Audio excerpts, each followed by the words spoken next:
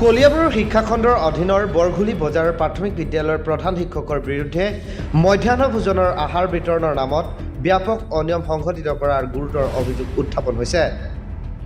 বিদ্যালয়খনৰ প্ৰধান শিক্ষক প্ৰাঞ্জল প্ৰতিম বৰাৰ বিৰুদ্ধে অভিভাৱক আৰু ছাত্ৰ ছাত্ৰীয়ে উত্থাপন কৰিছে এই অভিযোগ।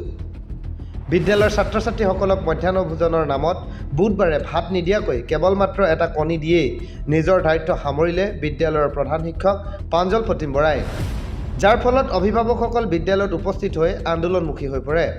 অকল মধ্যাহ্ন ভোজনেই নহয়, বিদ্যালয়খনত শিক্ষক শিক্ষয়িত্ৰীয়ে পাঠদানৰ পৰিৱৰ্তে ওচৰতে থকা বাঁহ গছৰ তলতহে বহি থাকে বুলি সদৰি কৰিছে এগৰাকী অভিভাৱিকাই।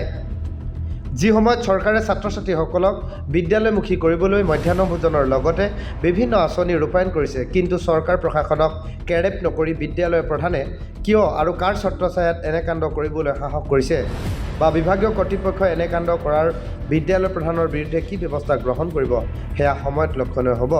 কিন্তু চৰকাৰে এই পৰ্যন্ত বৰঘুলি বজাৰ প্ৰাথমিক বিদ্যালয়লৈ মধ্যাহ্ন ভোজনৰ বাবে ধন আবণ্টন নিদিয়াৰ বাবে পকেটৰ ধন দি নিয়ম অনুযায়ী মধ্যাহ্ন ভোজনৰ খাদ্য খুৱাই থকা বুলিহে মন্তব্য কৰিছে বিদ্যালয়ৰ প্ৰধান প্ৰাঞ্জল প্ৰতিম বৰাই। কেতিয়াবা চাহ বিস্কুট দিয়ে, কেতিয়াবা কণী খালি খুৱায়, সুদা কণী। ভাত নোখোৱায়? কেতিয়াবা ভাত খুৱায়, কেতিয়াবা নোখোৱায়। আৰু লিখা পঢ়া এবাৰ ভাত খাই লিখা পঢ়া ক'ত কৰে সিহঁতে? এই ছাৰবিলাক চব বাঁহৰ তলত বহি থাকে আৰু পোৱালীবিলাক ঘৰ ভিতৰত উৎপাত কৰি থাকে। আপোনাৰ ছাত্ৰ আছে? আছে, চৰকাৰৰ পৰা দি আছে, যদি খানা দিব লাগে নহয়। খুৱাইছে? ভাত খোৱা নাই? ছাৰক কৈছেনে নাই? ৰান্ধনি আহিছিলে নাই? ভাত ৰান্ধা নাই আজি? কণী খুৱাইছে খালি?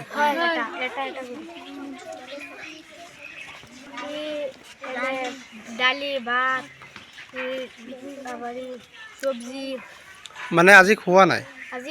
আজি খালি এটা কৰি ডিম খুৱাইছে। বাইদেউ আহিছে? ক্লাছ কেইটা হৈছে আজি? আজি আন্দা।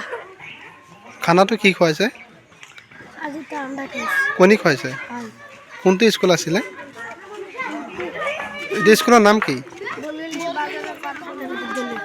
যিটো আমি জোখতকৈ মই বেছিয়ে দিছোঁ। মই দুদিনলৈকে কণী দিছোঁ সপ্তাহত, মানে নিজৰ পকেটৰ পৰাই পইচা খৰচা কৰি দি আছোঁ। মই হিচাপ কৰাই নাই, মানে শনিবাৰো মই কণী দিছোঁ।